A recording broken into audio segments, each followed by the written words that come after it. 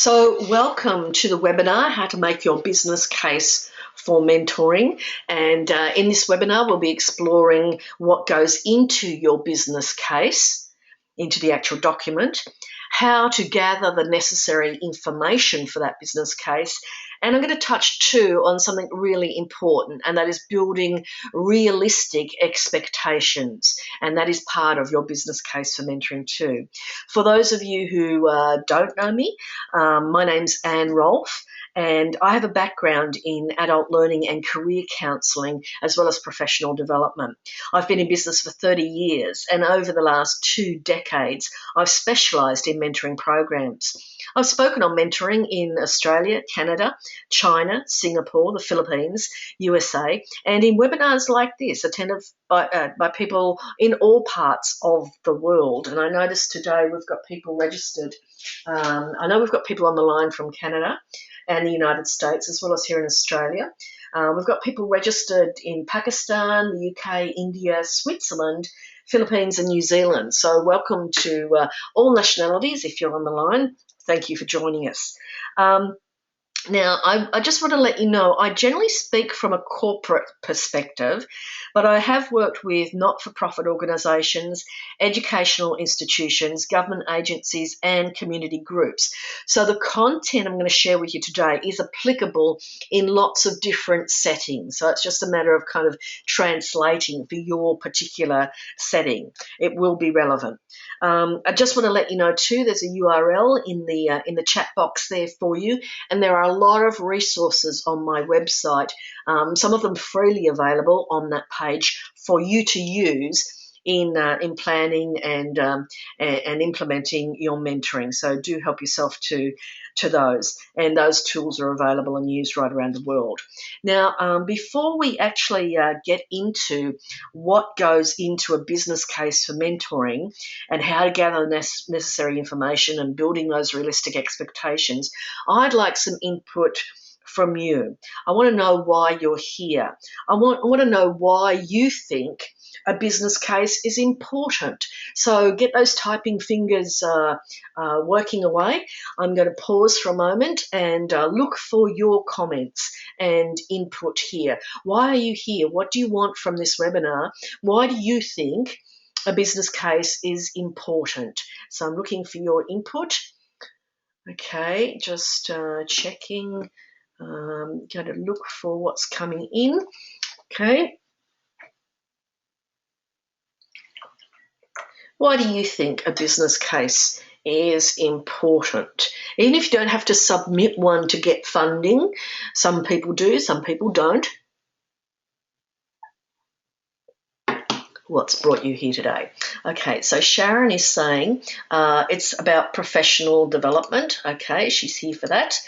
Yvonne is saying, so the reason for the business case is to help mentoring program coordinators sell mentoring to top management. I like that response. Some of us get a bit cautious about this idea of selling. Some of us are a bit uncomfortable with that idea. So sometimes I talk about marketing mentoring. Sometimes I talk about getting the message across about mentoring. But I want you to know those are euphemisms for what Yvonne has said. We do need to sell mentoring. And I think in my marketing material, I said, make no mistake, you need to sell mentoring to the decision makers. They have lots of conflicting priorities and lots of conflicting uses for the limited resources. Okay, Gary's saying, I'm currently engaged with corporates to provide mentors for a not-for-profit program across Australia. So thanks, Gary, for sharing that. Okay, so definitely needing a business case to sell. Okay, Andy. Hi, Andy. Good to see you on the line. All programs need set objectives to ensure program success. I agree. And Kim is saying, to justify expenditure, measure performance, and to ensure all participants are on the same page. Yes, I find that's one of the things about a business case. So let's continue. Keep typing, and at any time, don't wait for me to ask for your input. Feel free to type in your questions at any time. and I'll pause from time to time to actually respond to them and see what's there. In my view, you definitely need a business case that will demonstrate the viability of your mentoring program. Oh, my slides are jumping around a little bit there. Justify the use of resources, and some of you have talked about that, or funding, and gain buy-in from management and other stakeholders. I think there are other benefits as well for you as the person who may be developing this business case, putting it together. I think that when you go through the process of developing your business case, it actually helps you really focus on what your mentoring is really all about, what it is you're going to achieve, and as Andy said, having those objectives. I think also that it's really helpful in terms of your evaluation, and I've done another webinar on evaluation this year, and I'll tell you how to get your hands on the recording of that a bit later on. And if some people think of evaluation as something you do after the mentoring program, I see evaluation as something you plan for right from the get-go. So before you even launch your mentoring program, in this planning phase of mentoring, where you're documenting the business case, it really helps you hone in on what you're going to evaluate and how you're going to be able to evaluate that. And finally, I think it positions your program more strategically. One of the things, and to a certain extent, I'm kind of banging my head against a bit of a brick wall here with some people, but my view is mentoring needs to be up there in the strategic areas of our organisations, really thinking of it from a holistic organisational point of view, from the corporate or strategic objectives of the organisations, not merely a program that's kind of at the operational level in the organisation. So there are some of the benefits I feel you get from making this business case. Now, I mentioned from some of you earlier, and the URL is actually in the chat box there for you. And there's a page on my website that's always there, not just today for the webinar. But if you go to my website, mentoring-works.com, and you look for the resources, there's a drop-down menu there. And under that, on that menu, you'll find a page called Strategy. And on that particular page, there's a whole bunch of things you can download there, templates and other useful things, including the template that we're using as the handout for today's webinar. But that is also in the handouts box on your control panel, the GoToWebinar control panel. If you're watching the recording of this webinar, then just know that you can always go to the website and get this, this template. So let's start to talk about what goes in your business case. Now, I'm going to give you the overview first and then go to each one of these things. There's 10 of them, and I'll go through each one in more detail. So let's just overview them for the moment. Of course, you have an executive summary. So the executive summary is going to be a 1-page, 2-page maximum, but executives like to keep it all on 1 page if you can. So it's a concise overview of your mentoring proposal and why it should be supported. And it's talking the strategic language of executives, so talking their language. Okay, the second point then is needs. What current situation, important problems or issues will mentoring address in your case? What are the consequences of doing nothing? So as well as making the business case, you actually show people the error of their ways, if you like, by saying, well, if we don't do this, these are the consequences of doing nothing or doing something different. The third is the rationale, and this is the description of the needs analysis. So what have you done in terms of a needs analysis or other evidence that led you to your conclusion that mentoring would add value, and you list the reasons why. So this, if you like, if you want to use your own words for this, by all means do. I've printed these. This is kind of the first page of the handout today, the summary of these 10 points to include in your business case, you adjust the language for your audience. So if you want to call this evidence, by all means do. I've called it rationale. The fourth thing then is outcomes. And this is where we get to realistic outcomes that will be measured. And you can see here, I was talking about the link before to evaluation. So this is where that comes in. You want to talk about the scope and boundaries. And as I said, I'm just overviewing at the moment, and I'll get into more detail here. But the scope and boundaries, what I mean by this is the main elements of your mentoring strategy. Show how it fits with other initiatives to improve the situation, and spell out the limitations of mentoring. Now, mentoring is not a magic bullet. I'll never forget, I was sitting on my exercise bike one morning watching breakfast TV, and I nearly fell off my bike because we had a very credible person come on breakfast TV who'd done a lot of research and said mentoring for women doesn't work. Doesn't get them into those leadership positions. And as I said, I nearly fell off my bike because I thought, no, I've made my whole career around this. My whole business is built about mentoring.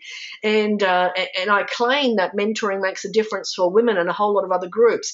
How can you? Anyway, and a short story long, I quickly got off my bike, got on the internet, looked up this person, looked up the report that they were speaking about, and found, okay, breathe a sigh of relief. What they were really saying, and what I get into a little bit later on with a case study that again is on that webpage for you, is that mentoring alone doesn't work. It's not the be all and end all. If all you do is mentoring, no, it won't work. It needs to be part of a larger strategy. And Kim has made a comment, was the report trying to push sponsorship for women rather than mentoring? On the money, Kim, it actually was. It was saying that women need sponsorship. And I'd agree with that, but that doesn't mean mentoring doesn't work. It means mentoring alone is not the only thing that you should be doing. So my point here comes back to scope and boundaries. It's not a magic bullet. It's not a panacea. It's not going to fix the world tomorrow. And you need, in your business case, you need to be specific about what mentoring can and can't do. Okay, I'll give you a case study on that in the webinar, and it's also on the website. Okay, so the sixth point then is going to be implementation. So in this document, in this business case, you're going to outline, overview the plan, the time frame, and the resources you will need to implement mentoring. Obviously, you want to spell out the benefits. And again, in this business plan, you're talking strategically, you're talking to executives, you need to talk their language and get away from the warm fuzzies. That's why you need your outcomes and so forth documented there as well. So speaking the language of your audience as you spell out the benefits in terms of results that can be achieved. And you do it here at this point because the next point, number 8, is going to be costs. The investment required. So you include direct expenditure, so actually money that's got to be spent out of pocket, as well as you must put a cost on the people and the other resources that are part of implementing mentoring. You want to discuss the return on investment and the cost of other alternatives, and again, the cost of doing nothing. Talk about next steps. So what you and your project team will do immediately following approval, and you probably will need to include some appendices, details that you wouldn't include in the main body of the document because they could disrupt the flow of the business case. So essentially, I've used the model of a business report, if you like. You might use other models, but this is the one that I find most useful. I kind of use a similar sort of format for proposals as a business person as well. So So let's go back and look at each one of these in a bit more depth. I will pause for questions as we go through. I'll go through a few points and then I'll pause for your questions, but don't wait. You can type them in at any times. So I'm guessing that you probably are familiar with the concept of an executive summary, but in this context, it's going to describe the value proposition. Now, it's the first thing your audience reads, but you prepare it last. The executive summary provides the big picture. It's the most important page of the business case. In fact, it may be the only page that gets read, which is heartbreaking if you put your heart and soul and tears and blood sweat into preparing this business case. Don't worry. Even if it is the only page that's read, your blood, sweat and tears are worth putting into the rest of the document, because you can't prepare the executive summary and the value proposition until you've got the rest of the document. And as I mentioned, the other benefits there to you are the focus that you're going to get, the evaluation, and so forth. So it is worth it, even if the whole document doesn't get read. It'll be a reference point for your decision makers. So your arguments must be clear and persuasive. And again, I stress, you must speak the language of your audience, the decision makers. Think about who are they? What are their values? What drives them? What worries them? What are they most interested in? Now, when I get on a webinar like this, I'm preaching to the converted. When you talk to your colleagues in your project team, in your planning team, your reference group, you are preaching to the converted. This document is not going to the converted. This document is going to people who have a lot of other concerns. They may or may not have mentoring on their mind. They may or may not be convinced that mentoring is a good thing. This is a sales document and it needs to speak the language of your buyers. Again, although you write this last, you need to know about your audience first, because your audience shape the entire business case. The first rule of writing anything is know your audience. So let's get some input from you. Think about how you'll find out about your audience, or what you know about your audience, or who you're preparing this document for in your particular context. Type something in for me, and I'm going to read them out. And reading them out actually gives a broader context to the rest of the participants on the line. So I'd love you to share something here. Who would your business case be pitched at? Who do you need to talk to in order to get your funding, your support, who are your key stakeholders, if you like? Let's get some input there. I'll pause for a couple of seconds while those come in. And how do you find out about them, by the way? You know, it's all very well to say who they are, but how will you find out about them?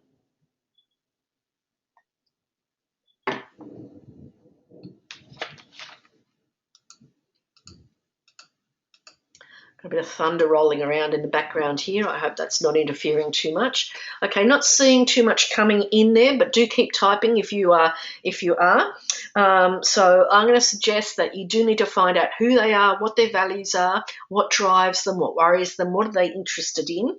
And I would suggest to you that you read things like your organisation's strategic plan. It has the strategic objectives in there.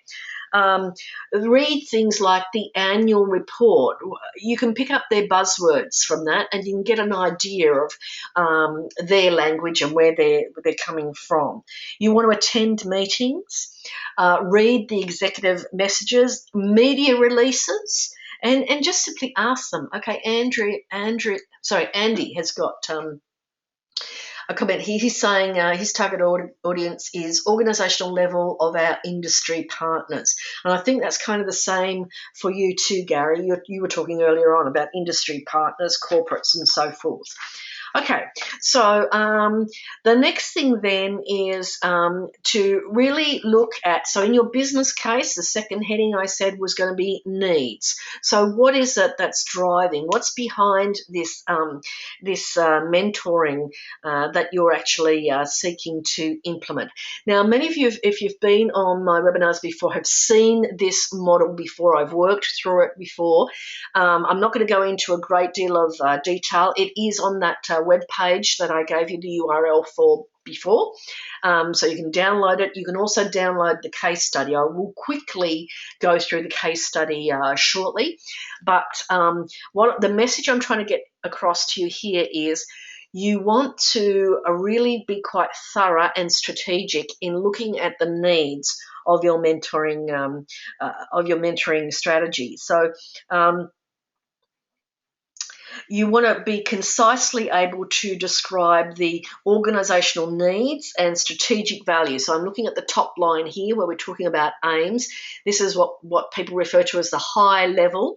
So we're looking at organisational needs. What's going on for the organisation that mentoring will link into? What's the strategic value of mentoring? Before you move down to the focus, where you look at your target group and the actual purpose of mentoring. Why is it necessary for this particular group and their needs? And then we can get down to the actual objectives. So you outline the objectives, so the outcomes and the way that you're actually going to measure them. So I'm going to pause for a moment now. I'll take any questions that you have. Just let me go on to the next one and then I'll pause for questions. So the rationale that I mentioned is the evidence that you collect. So you need to go out and actually consult with people. So if you think you have identified your target group, so the people who are going to be mentored, you actually go out and talk to them about what's going on for them, what their needs are, what their problems are, what's between them and where you want them to be. So consulting them. You want to do some research both within your organisation and outside of your organisation to see what's going on related to the purpose of your mentoring, and that'll allow you then to come up with some concise reasons. So I am going to pause for questions right now and also read the comments that are coming in. So type away in your questions. So Andy's saying, okay, Andy, I got that one before, organisational level of industry partners. Okay. Gary's saying, my engagement with corporate CEOs is with organisations we are in relationship with. I filter my language at our CEO as he is a contemporary. Yeah. So, and when I say use the language, I'm not saying be false or try to be something you're not. It's a matter of courtesy to understand what's on their minds and what's really important to them. Okay, don't see any more questions or comments coming in, so I will continue on. There's plenty of time for another pause for questions shortly. Okay, so the next point then, number 4, is outcomes, and this is what links into your evaluation. So evaluation, you're going to look at pre and post measures. So looking for things that you can actually measure before people are mentored. So you kind of have a benchmark before you start that you can compare then later on. And it might be, now mentoring does produce some pretty immediate outcomes, but it also often produces longer term. So when we talk about evaluation, and again, evaluation is something I've done a separate webinar on, so I'm not going into a lot of detail here. But you may measure immediately after the mentoring concludes, but you also may want to set up a process to evaluate, 3 months, 6 months, 12 months, 3 years, whatever is appropriate to the change that you're looking for after the mentoring concludes. And you also want to think about, as well as, very specific objectives that you can measure, there may be some other more perhaps qualitative success indicators that you can identify and think about, well, how are you going to capture those, perhaps before, perhaps and compare after. So you're certainly looking at the outcomes, the quantitative as well as the qualitative success indicators. I mentioned before this important aspect of the scope and boundaries, and I'm going to get into that a bit more because it's a bit of a bugbear of mine, so I hope you'll forgive me if I sound like I'm standing on a soapbox a little bit here. This diagram is probably too small and detailed. Don't try and take brilliant notes on this one.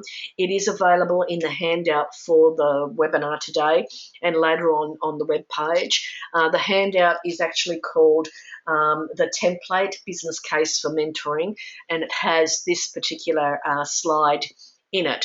But this is something that you want to draw up your own diagram, and it might be in the form of a timeline similar to this, or it might be some other sort of model. You can do pretty neat infographics these days if you're into that. But the idea here is to visually show what is involved in your mentoring program, and to break up the words a bit, even in a business case, which is a business document, and you might do something, you might have a lot more artistic flair and do it much more pictorially than this if you wish. And you might complement this. I often complement the written documents with little videos and really short, Hagel decks or slide casts or something like that that takes people through more visually than this. But what you're showing here is an outline of your mentoring program, all of the activities that are going to be involved with that, and getting into the scope and boundary of the actual the program. So a diagram. So it's useful to show the various components of what's involved.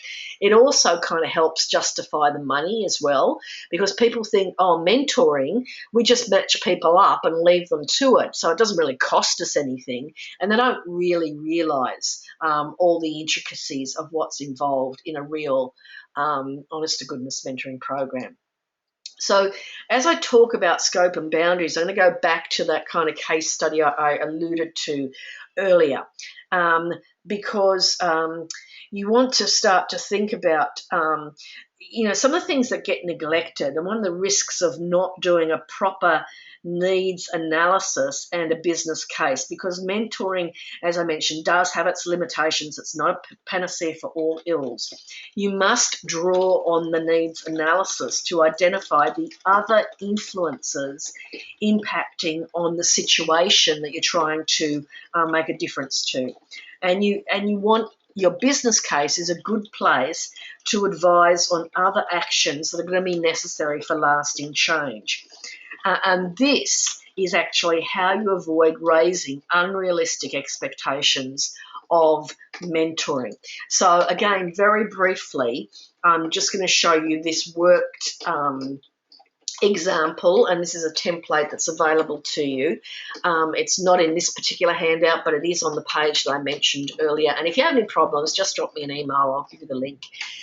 So this is a worked example of a template that I usually go through with clients in the planning phase of a mentoring program, and also as part of your needs analysis process and developing your business case. So I've often been consulted on mentoring programs where the focus is women, equity, and developing leadership potential. So the organisation or the people involved have actually already decided we're going to focus on women, they're our target group, and our purpose is developing their leadership potential. Now that's all well and good, but we need to expand this out and look really what is the scope and boundary. So and I use this case study, it's available to you, because a few years ago, ASIC here in Australia demanded that organisations over a certain size needed to comply, sorry about the thunder in the background, needed to comply with equity outcomes in their required reporting. So the organisation had a need for compliance. Now, the research we did said, you know what, there are some other strategic aspects to developing the leadership potential of your women. We know that there are skill shortages. We know that you want to be employer of choice, and we know that if you recruit from within, it lowers recruitment costs. So there was some strategic value there. We then looked at, okay, what are going to be our objectives? Well, what we're aiming for is more women in the leadership pipeline, more women in senior roles, and greater talent retention, and more female applicants. And we're going to measure that with before and after measures. So we actually did that. Now, the thing that really got to me, though, as I said, nearly falling off my bicycle, in the other research that I've done with women in leadership, we'd like to imagine that leadership potential is really about developing competence and also developing people's confidence and the choices that individuals make. We'd like to believe that, but actually it's not true. It's not the whole story. We know that in terms of the structure of organisations, people face structural and cultural barriers in organisations. There are predictable patterns of organisational behaviour and dominant stereotypical beliefs and values that work against the advancement for women and other groups as well. There are issues like affordable childcare that obstruct workplace participation. There's recruitment, selection and promotion practice, access to training and development opportunities, and all of those impact on careers. And no amount of mentoring will challenge those organisational factors. Okay, I'll get off the soapbox now. But what I'm getting at, we must create realistic expectations of what mentoring can and can't do. You must take these influences into account in your business case when you're making claims for what you're going to achieve with mentoring. So let me pause and see if there's any questions or comments coming in. Happy for you to make observations, give your feedback, so I can actually share with the rest of the participants on the line at the moment. Okay, keep typing if you are doing so. I'll pause again in just a moment. We're going to move on and look at point number 6, which is implementation. So in terms of implementation, you need to think about who will manage the delivery, the quality, and the logistics of mentoring. As I said, it doesn't just happen. It needs people and they have various titles. They might be program managers, directors, coordinators, whatever group it is that are taking responsibility as the mentoring is actually implemented. So who will they be? What resources are going to be required? And I'm thinking about time as well as money. So, and it makes me really cross when I see people in organisation who are responsible for mentoring, but they're not given the time away from their substantive position. Mentoring should be regarded as a project. So if someone's going to be involved in mentoring, their other job, their other responsibilities need to be, there needs to be room, there needs to be time for them to do that. So think about the range of resources that are going to be required to actually support that. And you also, when is this going to happen? So do show a timeline and make sure you've got an adequate lead time to develop all of the things you need in place before you actually launch the program. Now, if anyone wants to make a comment on lead time or any other aspects, those of you who have got your programs up and running, perhaps you'll share with the rest of us how long a lead time did you have from the time when it was the embryo of an idea that you then seriously started working on right up to the launch time. Very interested to know that. Okay, benefits. This is one where most of us will come into our own because we know the benefits, but maybe we need to take a step away from what we know in our hearts and turning this into the business case. So go beyond the specified objectives to explain the positive implications of mentoring, things that may happen but are not necessarily easily measured. mentoring has a multiplier effect, and I've used the visual here because it's so it really evokes for me what happens in mentoring. It's like the drop that in the pond, and the ripples spread out far beyond where we might actually be able to see the results. So it's good to highlight these right now, and I've put them in this order in the template because the next thing you're going to talk about is costs, and you want to list all of the things, and I've just given you just a little snapshot of a few of them to actually list, and you might brainstorm these for yourself because you're going to have to document a budget for your mentoring, so you want to think about everything that's involved. Okay, I've got some responses coming in here. Thanks for sharing, Gary. Gary's talking about first 6 months, no relationships. So Gary is saying after 12 months, 40 relationships. So it's after 2 years, Gary's sharing with us 240 relationships. So Gary's obviously thought this through.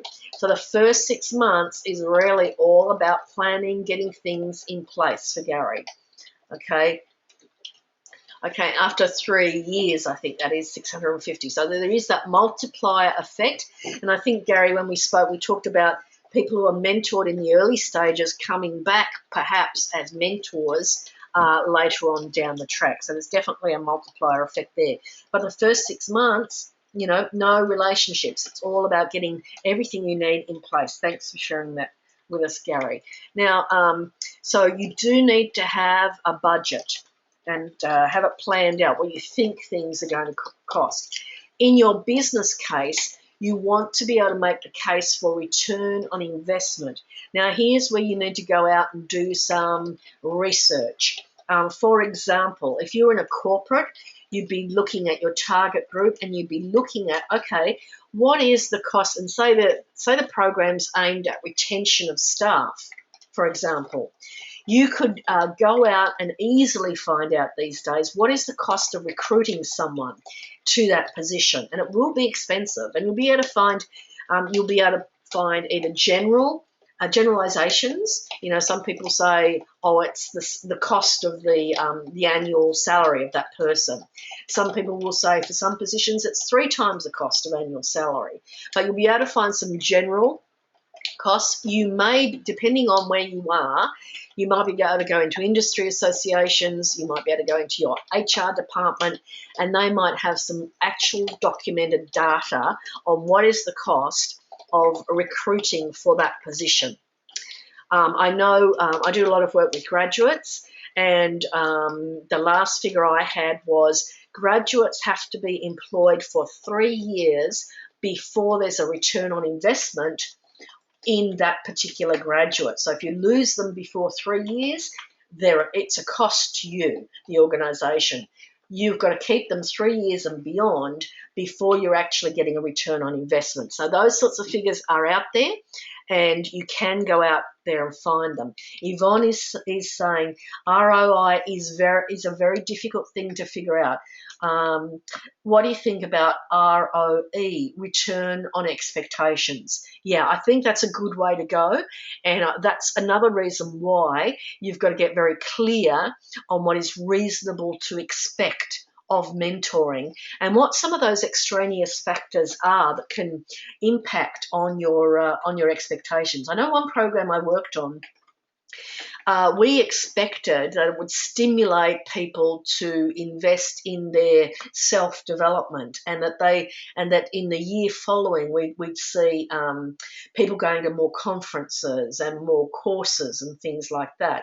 We actually found the opposite, but what we then discovered in our follow-up research was actually people had, because they had invested in the mentoring program itself, they'd used up their budget. So they couldn't go to conferences and other courses.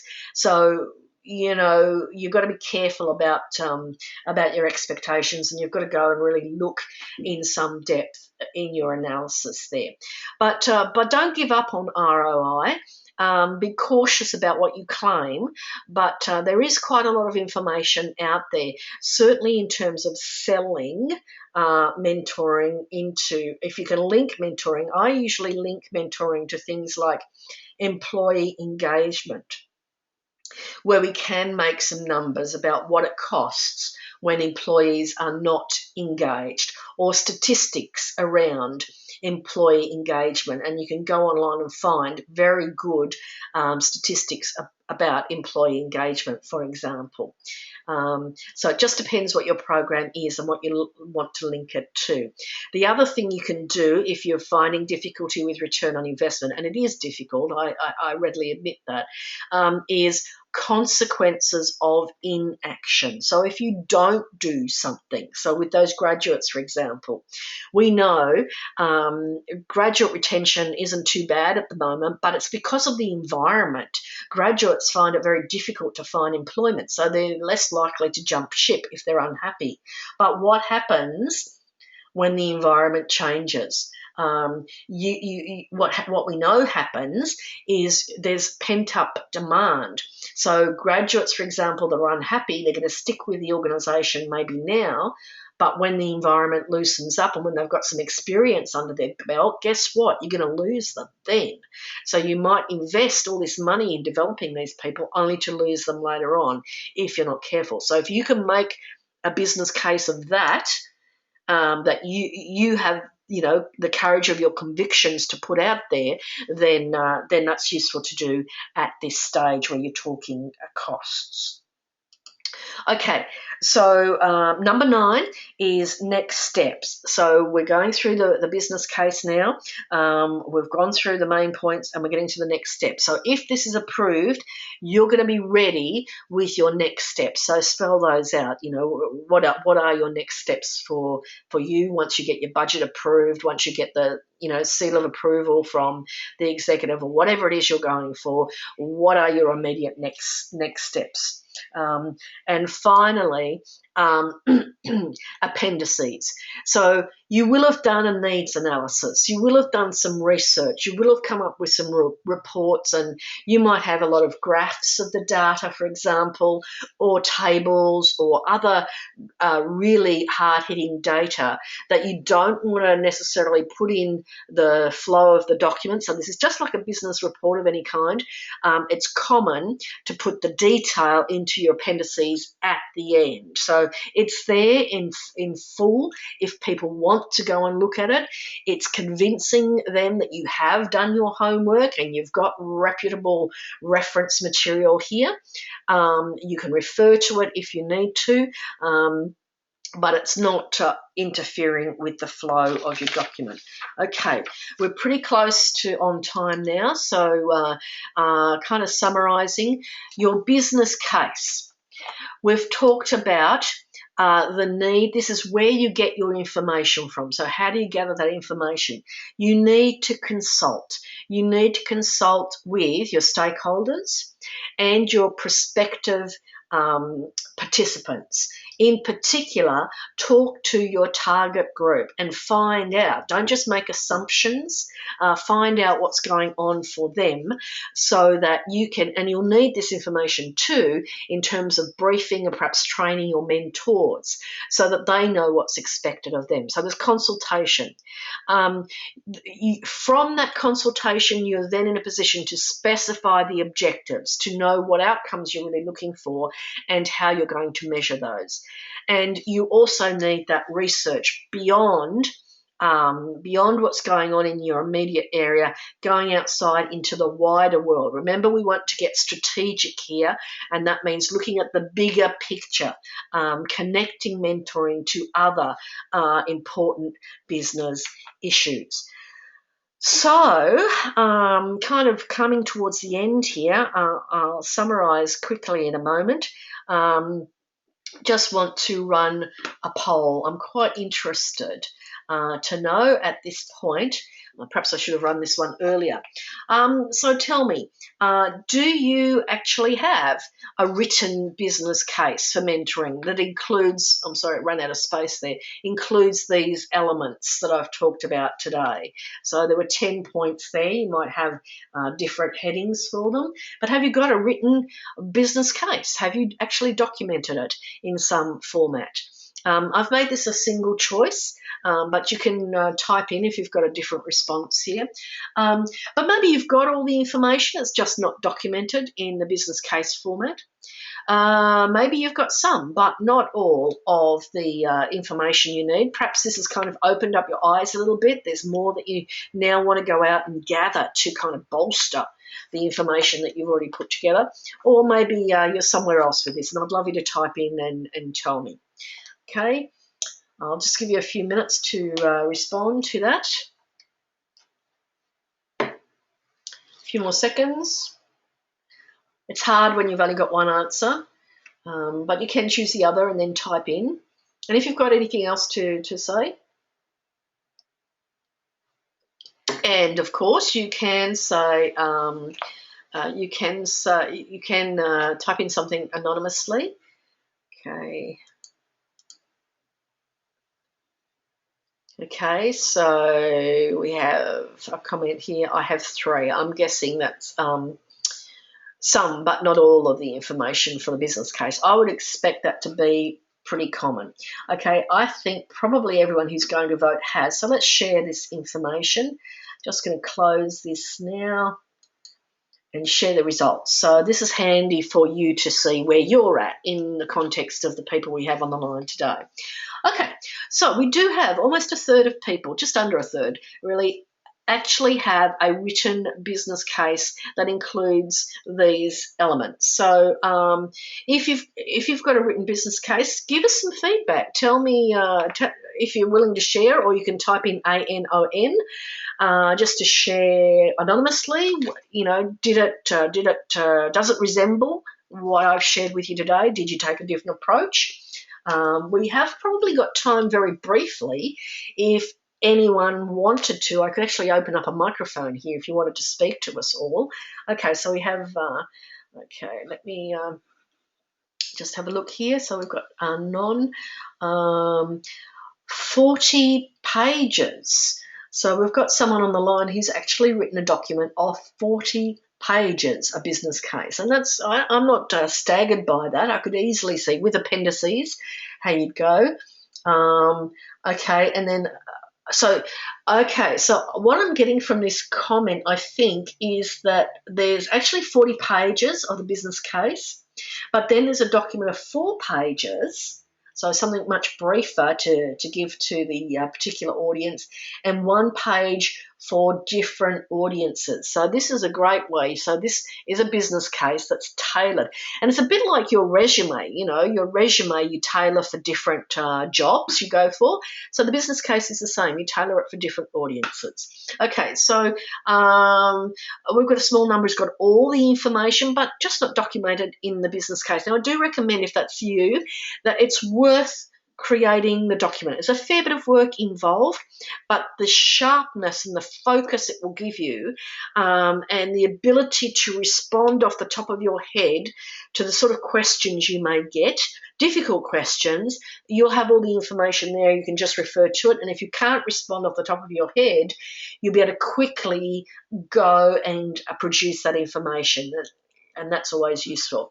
And the vast majority have some but not all the information needed. So I'm going to be asking you about your takeaways in just a moment, and I'll be very interested. What are you going to do as a result of this? In fact, that'll be my next question to you. What are your key takeaways, and what are you going to do? So, in summary, we've talked about what goes into your business case. I've given you 10 kind of headings that you might use. Those 10 headings are detailed in the business case template that you can download from the website, or drop me an email. If you're viewing the recording and you can't find it, just send me an email. I'll send you the link. So you can download that template with the 10 points so that you know what goes in. And you don't have to use those exact headings. You can use your own headings, but it just is a way of giving you an idea what's needed. I've talked about how to gather necessary information, how important it is to do a true needs analysis. Talk to the people. Think about the situation you are trying to change. There's a before and after scenario. You're trying to change something, you're trying to improve something. What is that? So talk to the people involved who want to make that change for themselves and find out. You know, you can do a force field analysis, you can do focus groups, you can do questionnaires, whatever you like, or a combination of all of those, which I've often done. You do need to do a needs analysis, and you need to go outside into the big wide world and do some research. We're trying to make a business case, so you've got to look at the business elements there in your particular context. And my bugbear, if you like, I'm sorry if I'm kind of beating the drum here, but I do very much want you to build realistic expectations, not unrealistic ones. You know, yes, you can make a bold claim about what mentoring can do, but you want to make sure that you can substantiate that claim with some numbers, figures, statistics, whatever, and B, that you've considered the other factors at play. That's where, I don't know how many of you use Kurt Lewin's force field analysis. It's a great technique. I've used it in lots of workshops, and people are shocked, and some of them go back and redesign their entire mentoring program on the basis of the results we can pull out in a fairly short time of a force field analysis. So, okay. So before, I'm going to come back for questions and also your comments. So start typing. What's your key takeaway? What are your actions? And I will stick around for additional questions if you have them. But first, I just wanted to give a quick plug. If you've enjoyed the webinar, I wanted to tell you how to get your hands on a whole bunch of webinar recordings. And for those of you who are designing and developing and planning your mentoring programs, this is really for you. I have put together, and this has been available for a couple of years now. It's probably my most popular package. I call it the Fast Track Mentoring Planning Package. It's a bit of a mouthful. It's a do-it-yourself manual, so you download the manual as an ebook, but you can print it out for yourself, called How to Design and Run Your Own Mentoring Program. And with that, I've packaged 18 webinar recordings and 6 ebooks. So you can see the list there, and some of the ones I've mentioned. There's one on evaluation, there's one on how to train, how to match, how to recruit, how to get the message across. The needs analysis one, I think that's the one called How to Ensure, the last on the list, How to Ensure Mentoring Meets Their Needs. I think that's the one about needs analysis. But you get all of them. Not only that, but I add to this all the time. Each time I record a new webinar, I add it to the page where you download. And this entire package, so the manual, and all of these webinars is yours for Australian 99. Now, Canadian, we're pretty close with the exchange rate. US, a lot cheaper than $99 when you do the conversion. So in my newsletter, which I will get out to you, if not this afternoon, tomorrow, I'll have the link to today's webinar recording, but I'll also have information about this package for you as well. I think I might actually be able to... Oh, okay, get that to you. Okay, so that's the spiel. We'll come back with input from you just as we're wrapping up now. I'd love to hear from you. What are your key takeaways? So what would be the key points? It might be a reminder of something you already knew. It might be something brand new out of the content, or it could be a reinforcement that you're doing something right. And what are your actions going to be? So what are you going to do? And again, you can, in fact, I'll keep all of these anonymous. I won't mention anyone's name, so just type them in. I won't mention names. I'll stick around also for questions. Okay, so key takeaway. I need to start mentoring so I can get some evaluations back to supporters quickly. Yeah, that's another great thing about evaluating. It gives you quotes, it gives you testimonials that you can then share with your backers. Okay. Okay, if you need to go, we're coming right up to time now. That's fine. Thank you for joining us. I look forward to seeing you on our next and last webinar of the year. But thanks for sticking around. Okay, if you can stick around, I'll wait here for any further questions or comments. I think I'll stop the recording now. So if you are listening to the recording, thank you very much. I'm going to stick around for questions, but thank you for watching the recording. You can contact me at any time if you want to follow up anything we've spoken about today.